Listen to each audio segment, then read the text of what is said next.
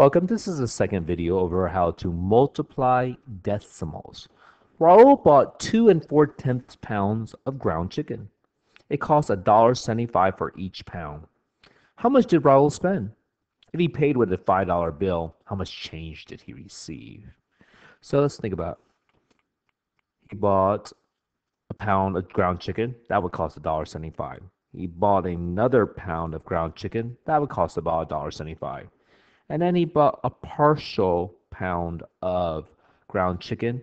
Would that cost $1.75? No, it'll be a partial group of $1.75. So let's do an estimating before we begin. 2 and 4/10 is about 2 pounds. $1.75 is about $2. So he spent about $4 in ground chicken. So if he paid with a $5 bill, how much change did he receive? He should be getting about $1 back. So let's do the mathematics on it. Do you care about partial product, or do you prefer multiplying with whole numbers? Let's do partial product first. So this is 20 and 4. This is 100, 70, and 5. So 100 times 20 is 2,000. 100 times 4 is 400. 20 times 70 is 1,400. 70 times 4 is 280. 20 times 5 is 100. 5 times 4 is 20. Well, 280 and 20 is 300. With 400 is 300, 400, 100. That's 500. That's 800 right there. This is 3,400. If you add 2,000 to 1,400, so that's 4,200. All right, let me get a highlighter.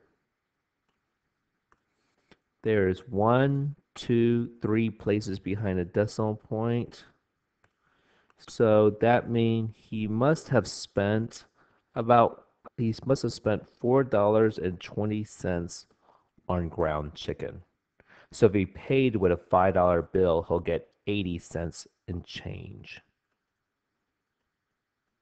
Let's look at our estimating skill. I did say it was going to cost him about $4 for the ground chicken. $4.20 is a great estimate. And I did say he was going to get $1 back in change. 80 cents is close. What if you do not like partial product? Then you can multiply it just like as whole numbers. 175 by 24. 4 times 5 is 20, carry to 2. 4 times 7 is 28, plus 2 is 30, carry to 3. 4 times 4 plus 3 is 7. We are done with the 4. We need to put a placeholder right here. 2 times 5 is 10, carry to 1. That's 2 times 7 is 14, plus 1 is 15, carry to 1. 2 times 1 is 2, plus 1 is 3. So we also got 4,200, but there are 3 places behind the decimal point. So $4.20 for ground chicken. He paid with a $5 bill. He will get 80 cents back. So what you're going to be doing is each one of you will be receiving a card. You are going to decide if your card is equal to more than 1, equal to 1, or less than 1 using mental math. For example, if you get this card right here, if I estimate this, 1 times 3 is going to be more than 1. Let me get a highlighter right here. 1 times 29, that's definitely going to be more than 1. 13 times 29 hundredths. I'm going to estimate this as 30 cents. 30 groups of 30 cents. 30 cents, 30 cents, 30 cents, 30 cents. That is definitely going to be more than 1. What about this one? 13 cents times 29. 13 hundredths times 29. That means you are finding a group of 29 hundredths. But let's think about it. Let's think of community property. 29 groups of 13 hundredths. 29 groups of 13 hundredths. That's 13 hundredths, 13 hundredths, 1300, 1300, 1300. That's 65 hundredths already. So that's probably going to be more than 1. This is probably going to be the only one that's going to be less than 1 right here, because this will be in the 10,000th place. You're finding a decimal of another decimal. So you're finding a fraction of another fraction. So if I think about it, this is 1300ths.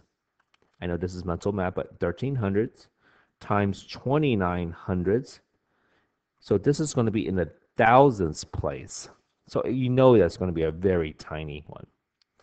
And so, all right, the next thing we're going to talk about is you are going to be practicing. We're just going to be practicing again and to make sure we really do understand. Let's look at this example.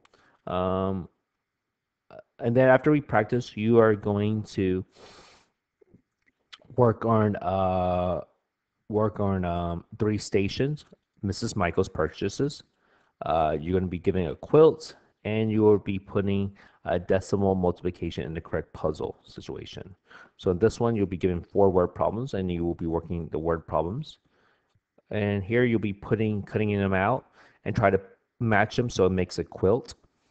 In this one, can you please put the digits in the correct spot so it makes the equation true?